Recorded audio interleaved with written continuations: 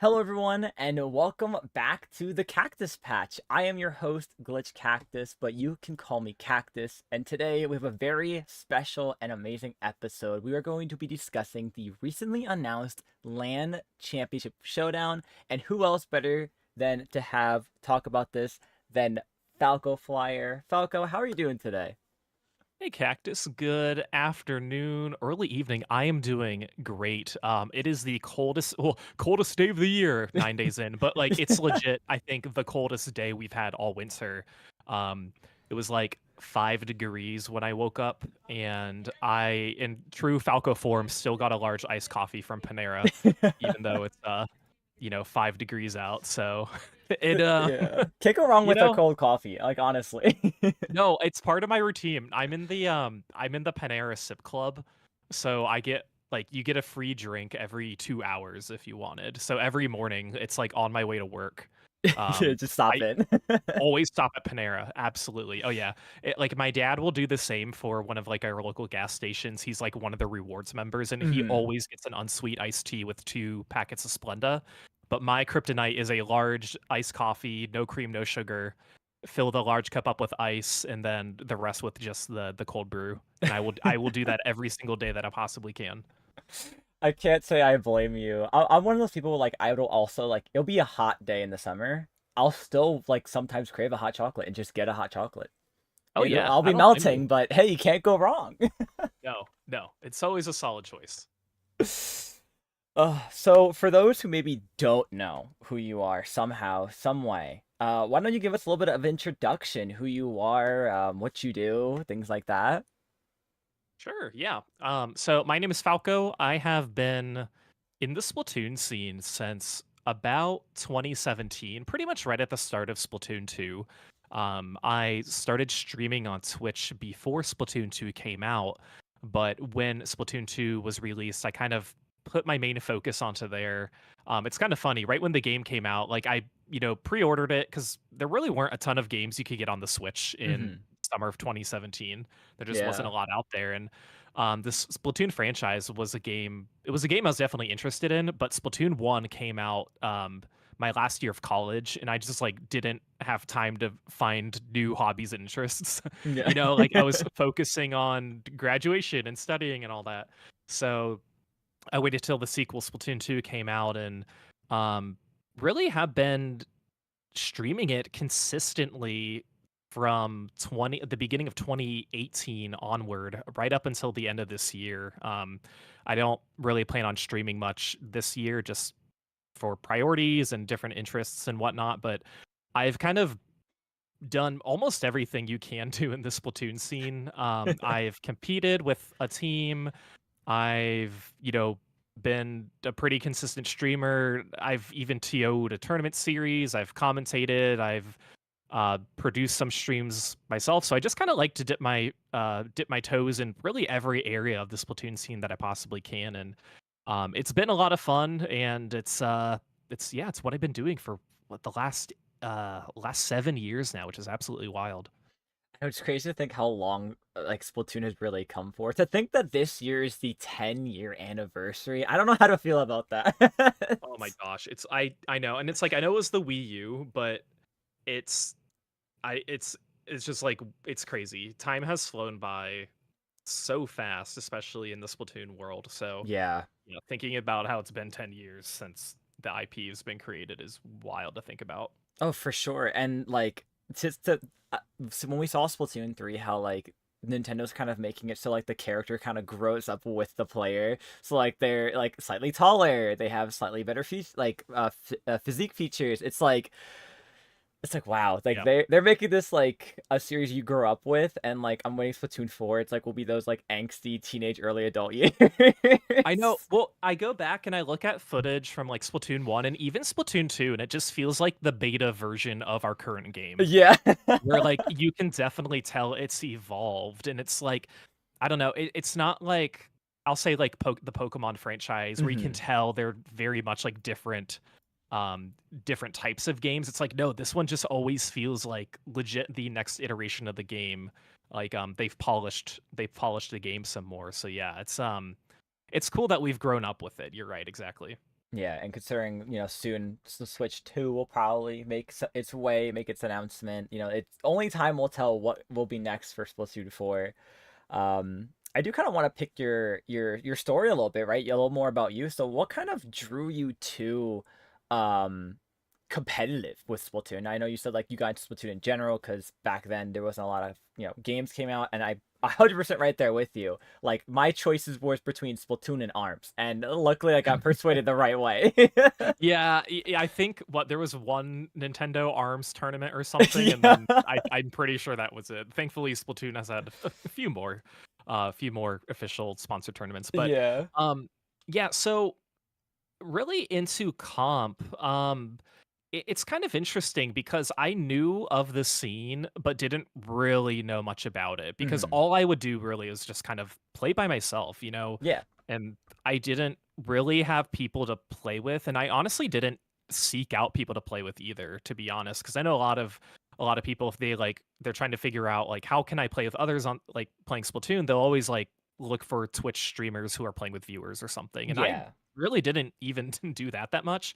Um, but there was a streamer who I would watch every day, pretty much do like a work lurk and hang out, and I was a mod in their channel, and then one day they're like, "Hey, like I want to play competitive and I want to form a team with a few of my Twitch mods. Do you want to like enter this Squid Ladder tournament?" And this is in like 20 early 2019, I think. Hmm. And I was like, "Yeah, yeah, that sounds let's do it. Let's Absolutely. do yeah, that sounds good."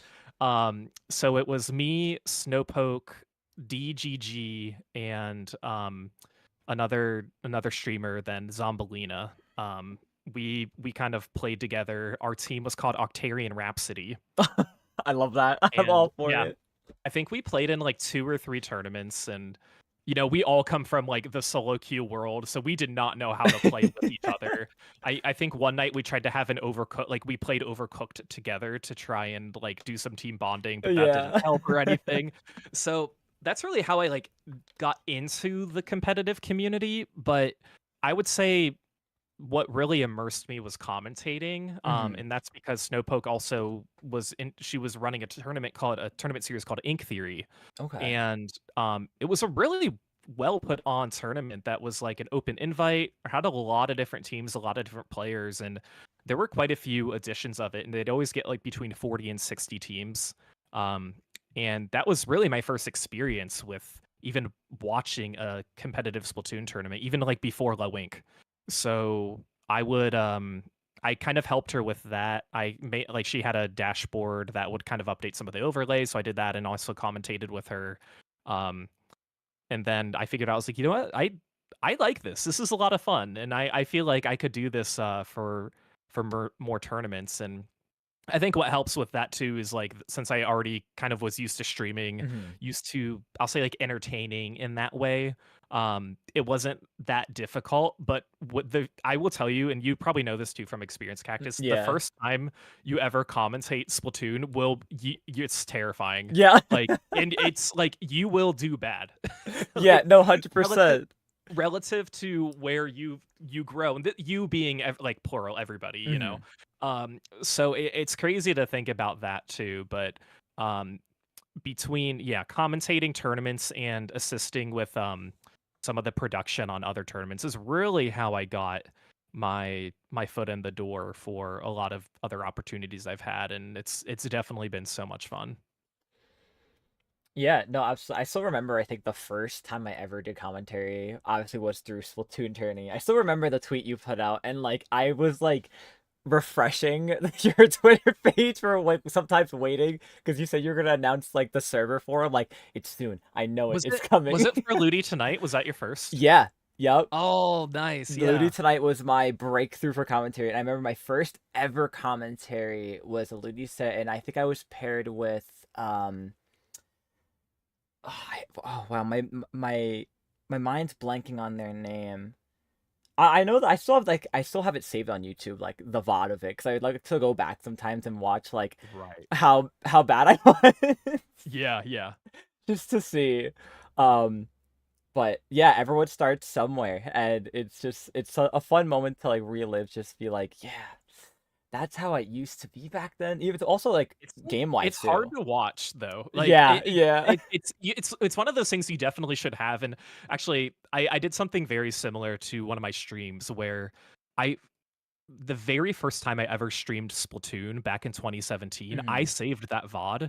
And last year I rewatched it on stream and all I did was make fun of myself. And it was like the worst thing I could possibly do. Like what I when I was actually playing, because I even had like webcam and everything on, and I'm like ran right into a bomb or like didn't move and just got like sniped right in the face. And like, what? How did that hit me? What? What? Yeah. What? You know, I'm just like, okay, like baby Falco, you The early learn. days. That But yeah, it's pretty similar with commentary, not to that mhm. extent, but you know what I mean. Like you Yeah, you definitely could can judge a see little bit yourself more grow. like the experience you get, like the things you learn to look out for, the things you learn to listen for, and the information you gain over time, right? Your knowledge. Like there's so much that you get to expand on from at the beginning where all you have is maybe like the one weapon you decide to play. Yes. Oh yeah. So switching to like more, I guess, the TOing side of things, what kind of made you want to launch further into that? Because obviously, like, you've made a really great kind of part of the community, that being Splatoon tourney, and really opening up the opportunity for so many different individuals for not only like commentary, but um competing wise and production wise. I mean, you name it, like there was opportunities all over for players. So what kind, like, take me kind of through what kind of pushed you more for the TO side of things than like competitive or just being like a viewer and such. Yeah. So I wouldn't call myself a TO. Like I did TO a tournament series called Friday Night Frenzy that lasted 4 seasons Mhm. towards the end of Splatoon 2, but that was kind of a one-off thing. As far as like Splatoon tourney, I really wanted to create a Twitch channel that was very descriptive in the title. Yeah. Splatoon tourney. This is a stream, a channel where you can watch Splatoon tournaments, you know. Yeah. Um and what kind of sparked that idea was I was looking for, I'll say, missed market opportunities where there weren't really matches being highlighted. And Okay. one of the biggest tournament series, and still to this day, is Ludi. Mhm. Um, and there just really wasn't a way to watch Ludi matches other than somebody just streaming their POV. Mhm. You know, maybe somebody would set up a watch party for a DivX match or something like that, but there was like no production. Yeah. And I thought to myself, I was like, this is something like we can make this a series and actually have a production for it. And it, I mean, it obviously would take a lot of work and a lot of planning, but the bright side is like I wouldn't have to TO it, Yeah. which is great, but we would have to have everything else set in place. And you obviously have to have the teams on board. And, um, you know, not every team wants to be streamed for one way or another, Yeah. but I saw there was a market for it because I think that's also an enticing way to watch Splatoon. If you know a specific match is going to be happening later that day as a viewer, that's exciting. Yeah. Because you can look forward to it. It's not like we're watching the Joe Schmo tournament, like here are the 12 teams of pickups playing. Yeah. Um, it's like, no, these are, and like obviously Ludi teams can be pickups, but it's more of, it's something to look forward to. Mhm. It makes our job as stream producers, it makes it easier because we know the teams playing ahead of time. We can obtain their roster information, logos, whatever other information we want. And then that also helps the commentators as well. It helps them, they can do some research on the teams. They have the data that they can pull up on Challenge. So it makes their job easy. So I thought that was a good way for us to just like showcase and broadcast matches. So the very, very first Ludi Tonight match was in late 2021, I believe. And it featured Kingmaker versus InkSync. So, and those are two teams that I had play in the same season of Friday Night Frenzy. So it's like, okay, this is a good one to start with. I already know Yeah. the teams. Um, so it will be really cool. Now, of course, it was kind of scuffed because I was running the stream and commentating at the same time, and if anybody's ever done that, it's very difficult to do. I can only um imagine. it's very difficult, but I just I wanted again to create something that there really wasn't a market for at the time, or it was nobody was kind of claiming that stuff. Nobody Yeah. was really streaming these matches. And that kind of led into a few other things too. Like then I talked to DRF and Mizuno who lead the CCA, so we kind of migrated towards streaming some of their tournaments. And then after kind of the success of Ludi Tonight and really growing the Splatoon tourney brand, I tried to find other opportunities that we could showcase streams, and that really translated to some of the lands that were happening. Hmm. Um, lands really started to pop off last year, and rather than everybody kind of creating their own Twitch channel, and if you have a new channel, you're not affiliated, there's no channel points. Told them was like, well, you can use our channel. Like, there are certain things I would like for you to have as your overlays on your stream, but I would absolutely love to have this kind of be a central hub for some of the locals that go on. And thankfully, a lot of the TOs kind of jumped on that opportunity, and it's been so much fun. So, yeah, growing the Splatoon tourney channel, it's really been a lot of fun because I've gotten to learn a ton.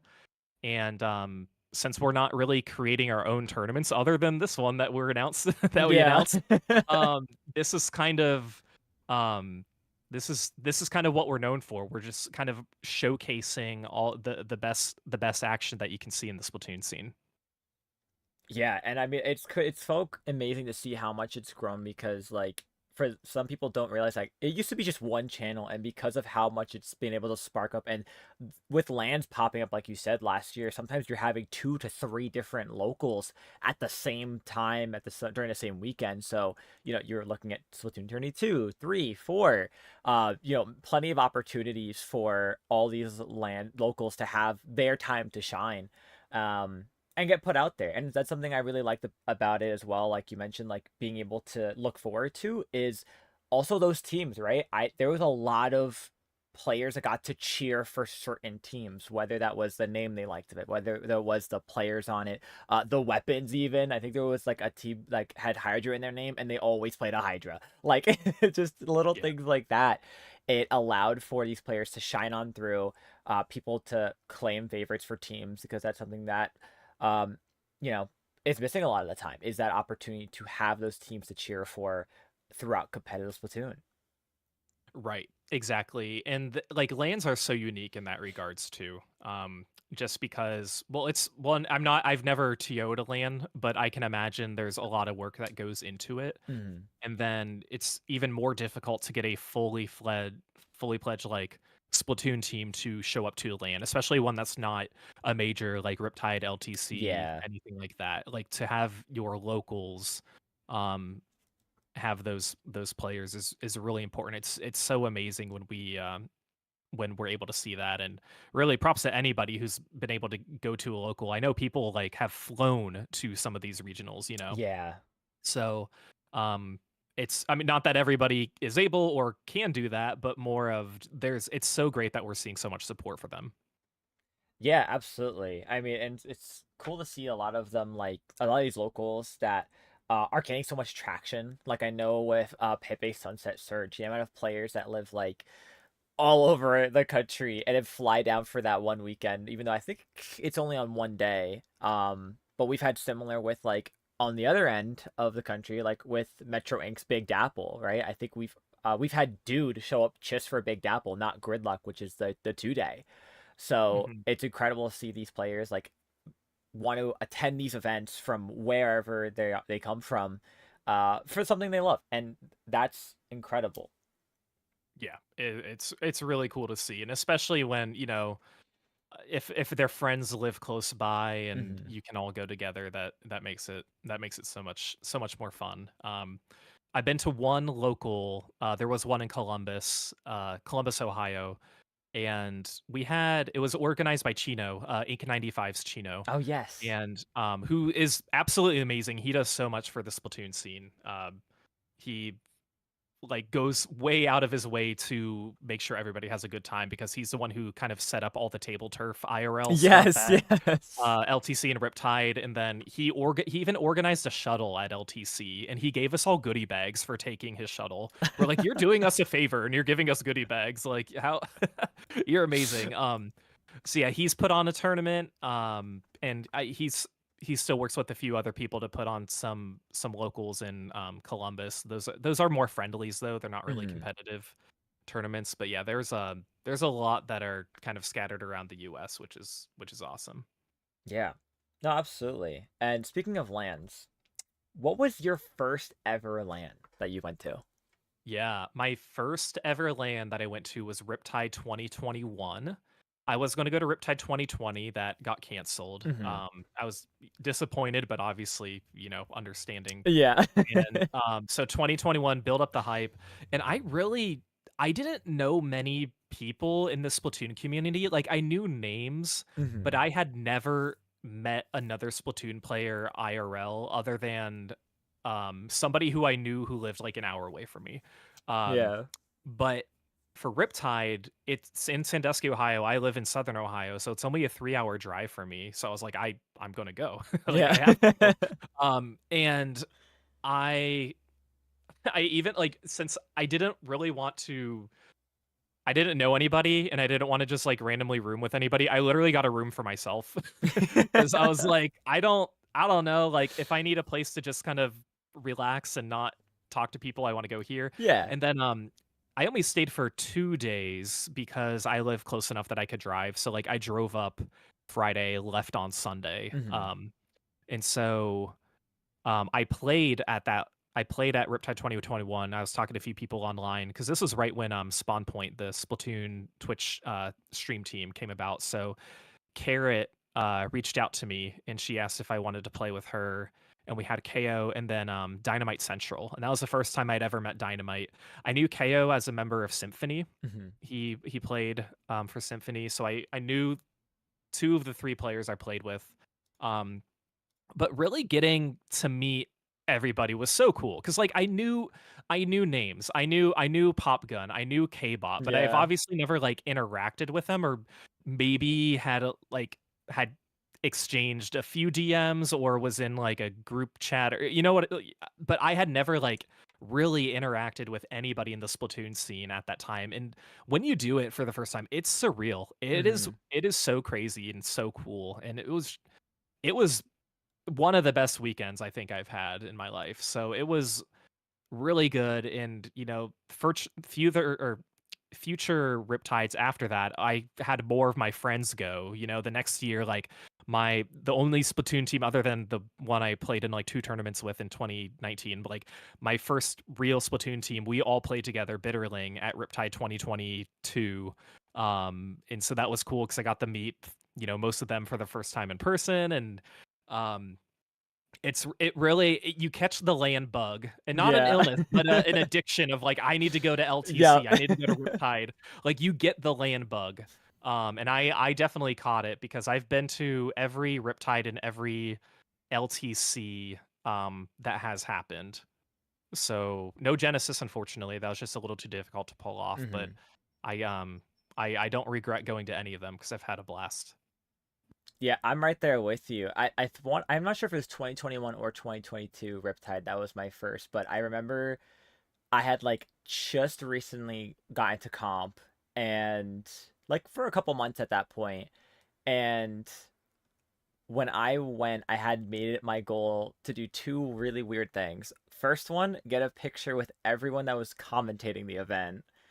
And then the second was to have everyone sign a shirt I made of I like remember that, yeah, I think. Yeah. yeah, it was like a Yeah. random emote I think a friend of mine had made me because I was also interested in getting into streaming. So I was like, what's something really goofy that like would be so memorable? And it was like that. So being able to just meet so many like and also like defeat the what is it? The introvertedness that I had, Mhm. just being able to just go up to somebody and be like, "Hey, I know it's really random. Can you sign my shirt?"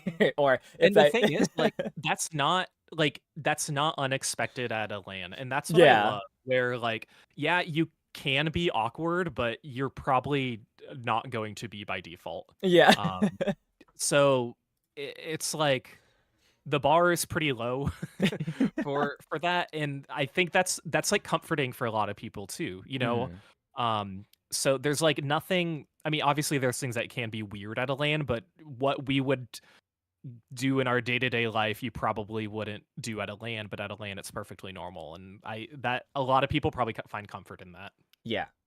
Yeah, it's and you're surrounded by so many other people that are like-minded and have this they're all there for the same interest, and that's just to play Splatoon or just enjoy the atmosphere of Splatoon. And like you said, it's so nice knowing that you can go to these events and what you think is normal is or sorry, what you think is weird is the normal.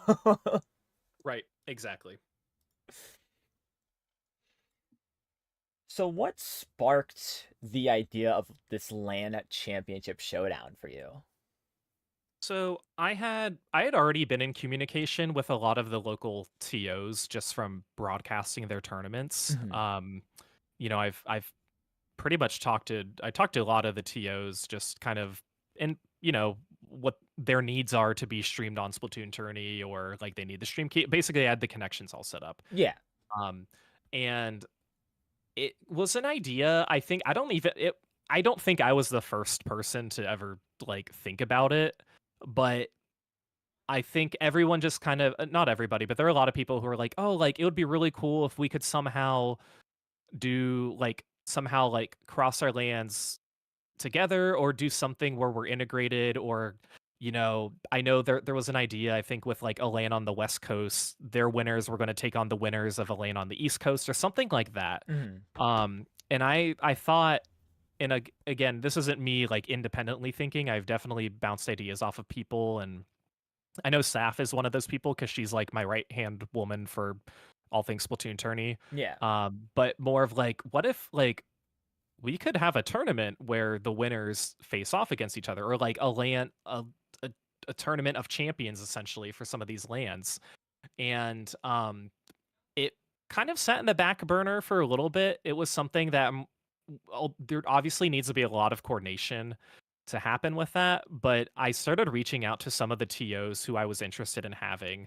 And it's mainly the TOs run locals who run competitive locals who generate enough teams to have um I'll say like a decent competitive tournament. So Mhm. like typically a LAN with like at least 6 or 8 teams minimum, Yeah. um that would I think I felt like would be best suited for this. And I was kind of brainstorming, and we found the 8 that I was very much interested in, and thankfully everybody was very excited. Everyone who I talked to, they're like, "Yes, like that is awesome. Like I would love to be part of this." And so we're like, "Okay, like we'll, plan sometime in 2025." And cuz this was kind of in the works in the fall-ish of 2024. Mhm.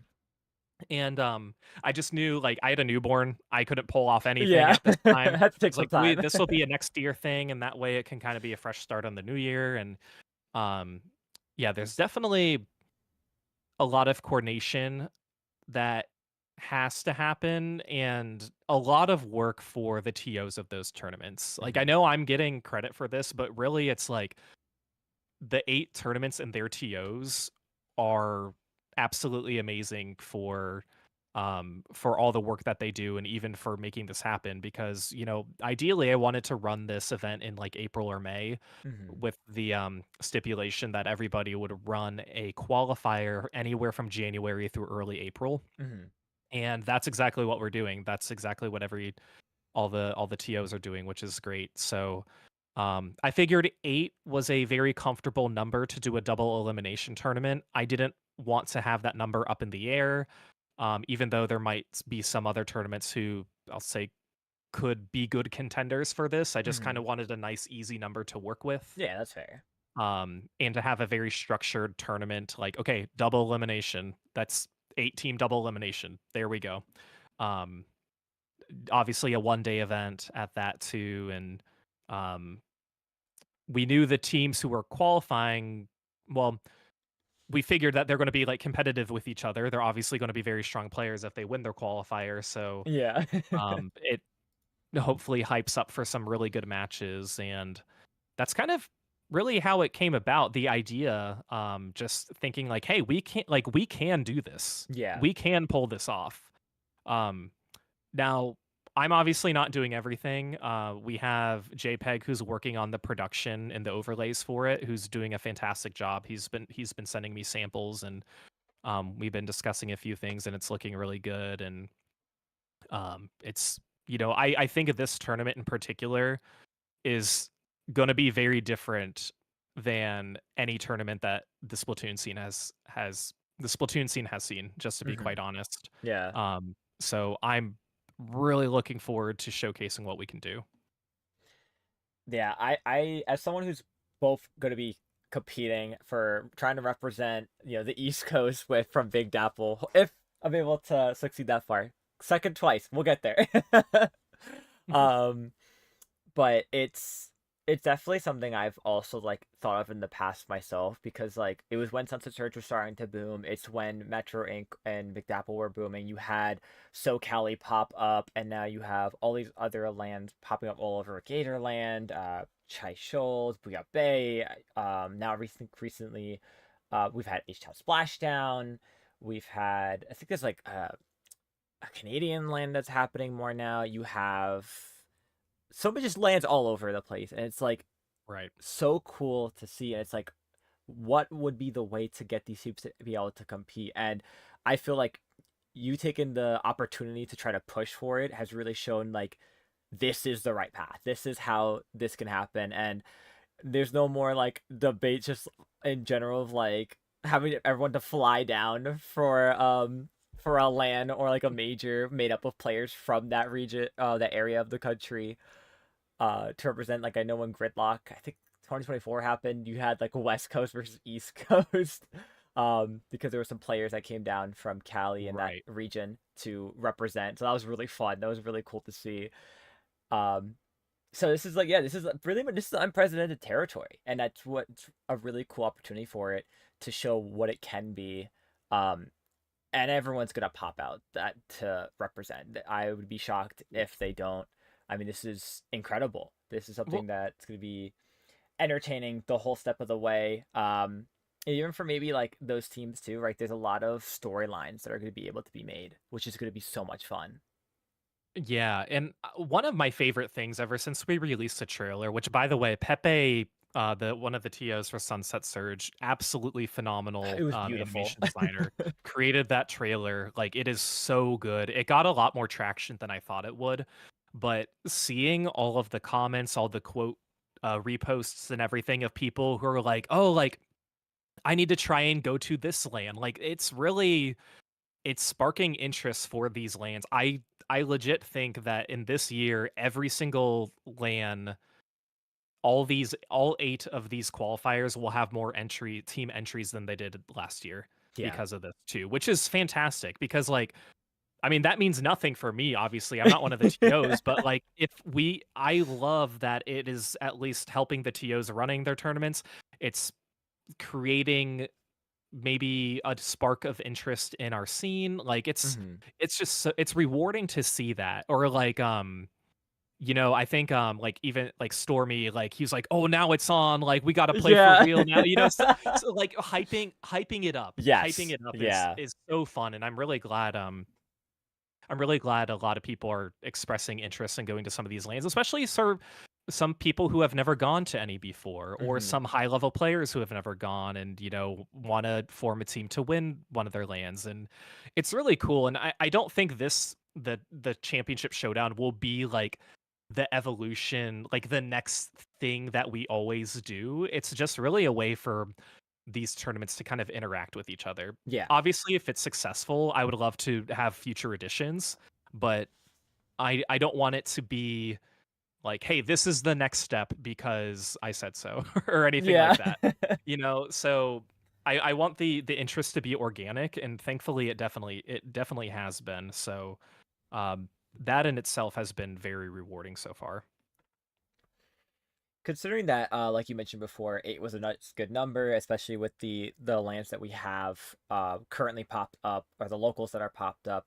Um, were there any thoughts of like, because I know some like online tournaments, right? They'll do like top two placing teams will be able to go on. Was it just easier to start with eight just to see how it goes rather than jumping to like 16 or anything like that?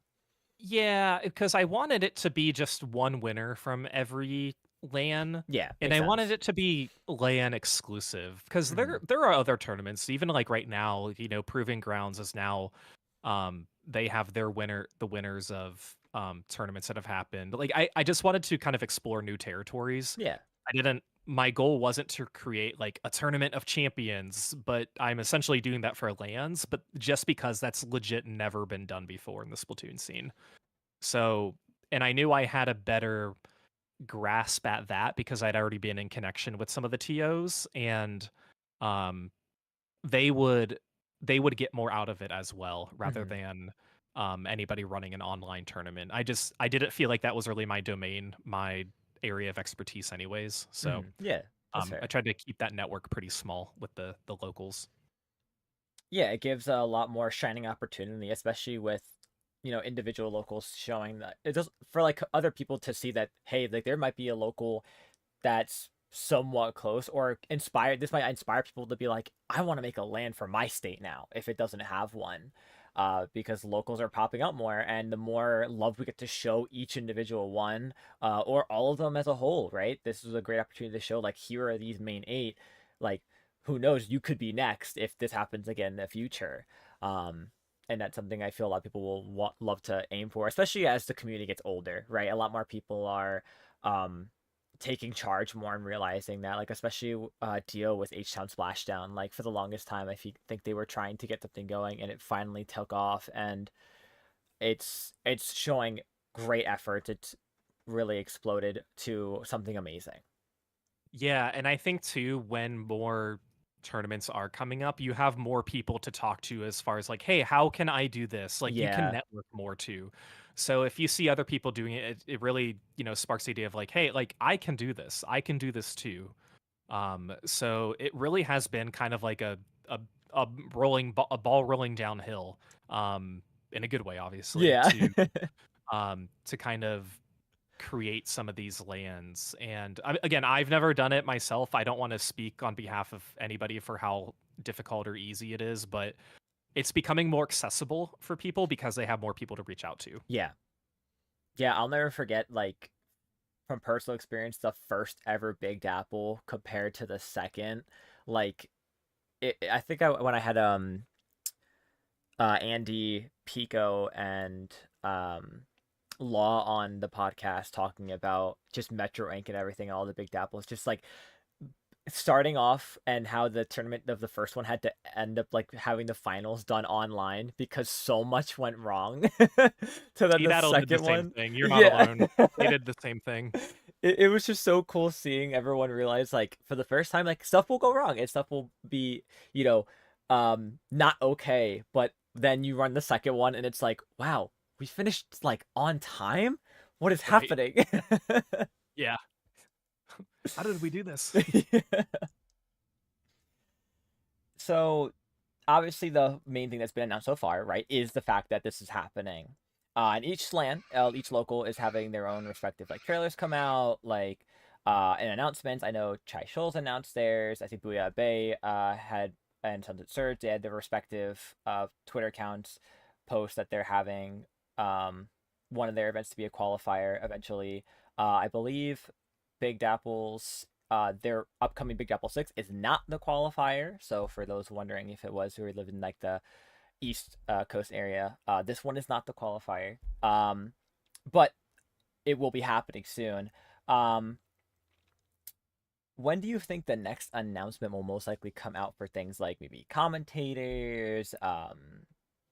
Could be Yeah. more visual experience. I know sometimes people wonder, is there going to be a prize, things like that.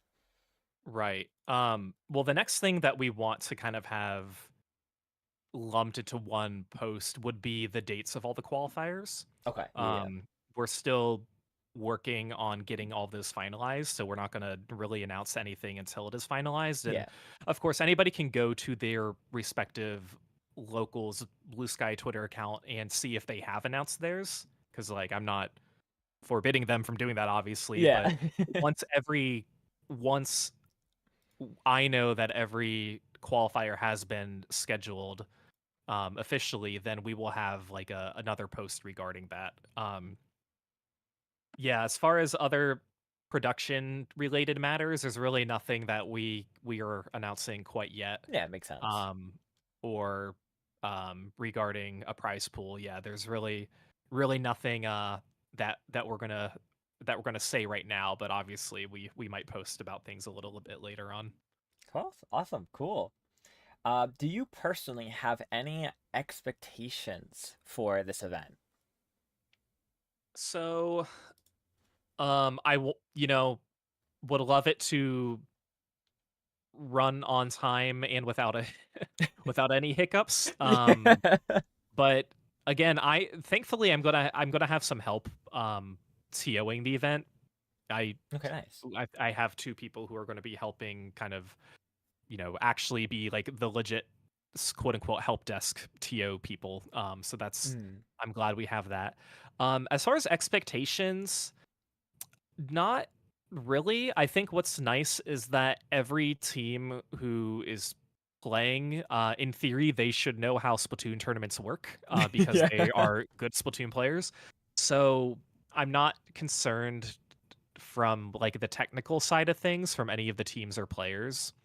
Um, but no, we just really want to see what I really want to see are people who are, rooting for the lands that they went to or the ones that are closest to them, Mhm. kind of as like their home team, their hometown team. But obviously, they're going to root for their friends or whomever they want. Yeah, But yeah. I like how it creates that kind of hype as well. If you're like, hey, I went to Booyah Bay. I want to root for the Booyah Bay champion because they represent us. Mhm. So I would love to see that type of camaraderie. I think that's what I think is most exciting about this, and that is going to be very unique to this tournament that you don't find anywhere else. Yeah, definitely. I'm excited just to see the chats, really. Yes, yeah. Oh yeah. Those are always so much fun to read, and especially the copy pastas that are gonna come from it too. Oh my gosh. I love all the copy pasta most of the time. I Yeah. I like it a lot. Those are gonna be exciting. Yes. Um, do you have any locals that you personally might prefer over the others? Um I wouldn't say prefer, no, cuz every local is unique in their own way. Yeah. So really no, like all the TOs are lovely. And I love what they do for their scene. It's really cool to see um how far some locals have come and how quickly some have grown. Hmm. For instance, Chai Shoals has been around for the longest. I saw Froppy just mentioned it's been around since 2017. Wow. I don't know of any local that has been around for that long that is still going on. Like, and then there are other locals like Booyah Bay. They've only had one Booyah Bay, but it's popped off. Yeah. So there are so many different avenues to kind of like get to the point where some of these teams are, and that Hmm. I think that's really cool. Um, but no, and unfortunately, I've never been to any of these events. I've Yeah. never been to any of the locals. And if I did, I would be biased. So I guess it's good that I haven't. I don't know. For now. But for now, yeah, we'll see. But Could you see yourself um, going to a local anytime soon? um, I live the closest to Chicago, but it's still a 5-hour drive. Mm, fair. Yeah. Um, And then if I went to Sea Battle, I would tell Saf that I'm crashing at her house. But and that would probably be the most likely out of any of them, to be Yeah. honest. But um yeah, no, I've been to one that was in Columbus, Ohio, and that's it. But I don't know. We're spoiled in Ohio. I would say where's the Ohio scene? Well, we have Riptide. I can't complain. Yeah. So I know my space. I know You know what you have. I know when I'm blessed, yes. So yeah, if I have Riptide, it's okay that I don't have a local. As much as I'd love to have Like a Like a smaller. yeah. So yeah. So nope, I don't really favor Cool. any of the locals as far as like what they do for the scene or anything now. Cool. If things do take off for this is more like prediction based. Do you see yourself see this event maybe expanding past not only like the 8 locals that are in this first event, but maybe like outside US, right? Because you have Canada. I know I think they're trying to boost more towards the competitive side if they're able to. The UK has their locals that they run. So could you see the potential of this expanding larger if things go well? I definitely can. Of course, you know that huge asterisk at the end if things go well. Yeah. Um, so the good news is hopefully this will generate a lot of interest, even for the tournaments who aren't a part of the qualifier. But this would generate a lot of interest for people to go to their own locals. But of course, we want to see how we do first this spring. Um, and if we can do another one after that, that's great. And if we can grow it, that's great too. I don't want to really set any expectations for Yeah. that. You know, just kind of taking it really one qualifier, one tournament at a time. But there definitely, I mean, there could be room for growth, but that's just not something that I'm focused on right now for this tournament. Yeah, and that's understandable. We have to go through one first before we can think about the next. Oh yes, definitely. Awesome. Well, Falco, those are all the questions I personally have for you. So I like to give this time as an opportunity for you and the guests to um, say whatever you would like, shout out what you would like, obviously yourself as well, and anything else you wish to add um, for being on here. Yeah, thanks.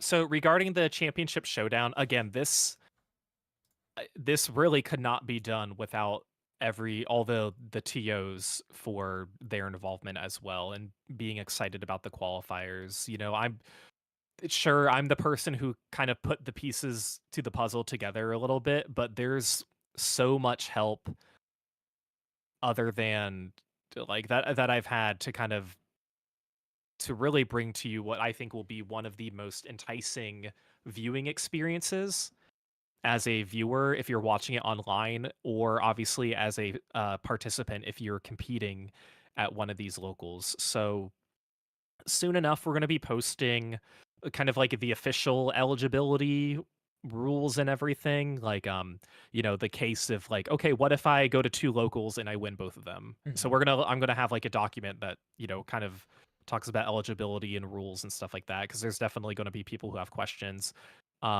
It's funny. Somebody DM'd me as soon as the trailer announced and they're like, "Hey, what if I win more than one?" And they were the person I had in mind as like, "Oh, this person could do this." And then I'm like, "Yep, I figured you would ask because I thought it would be I'm not going to name them, but if you've watched many locals, you might be aware of how good of a player they are. Mhm. But and just kind of more updates regarding the lane showdown. You can follow us on Blue Sky at Splatoon Tourney. Rice, that is Meg. That's definitely you guys are right. Um, so we're posting more, yeah, Uh, on Blue Sky than Twitter. So, but follow us on both if you'd like. Um, and yeah, pay attention to when all the dates come out. Be sure to follow all the locals on Blue Sky. I'm going to do my best to kind of retweet and repost everything that they post regarding their lanes and qualifiers and stuff like that. And then also be on the lookout. I might be posting something regarding like helping with some of the behind the scenes stuff, especially some PR material, kind of leading up to the championship. So if that's something that interests you, definitely be on the lookout for that post. But yeah, Cactus, thank you for having me on. It's been a pleasure. Yeah, thank you for coming on. This is such an exciting moment in the community that I'm really happy that we get to experience and go through. And really thank you for being uh the person being able to find those pieces and just kind of string them aligned. And of course, for coming on discussing this event. Um, before we sign off, where can the people find you if they wish to? Yeah, you can find me on Blue Sky Falco Flyer. and commentating various tournaments. I don't plan on streaming really anymore, so you won't really find me on twitch.tv/FalcoFlyer, but um, I like watching and lurking in a lot of Splatoon tournaments, so I'm just kind of there when I'm, either rocking my son hoping he falls asleep or doing some other some other chores around the house. But yeah, you guys can find me on Blue Sky at FalcoFlyer. So thank you again, Cactus. Absolutely. Thank you as well. That's going to do it for this episode of the Cactus Patch. Thank you all for viewing, listening, watching, and we'll see you next time for the next episode.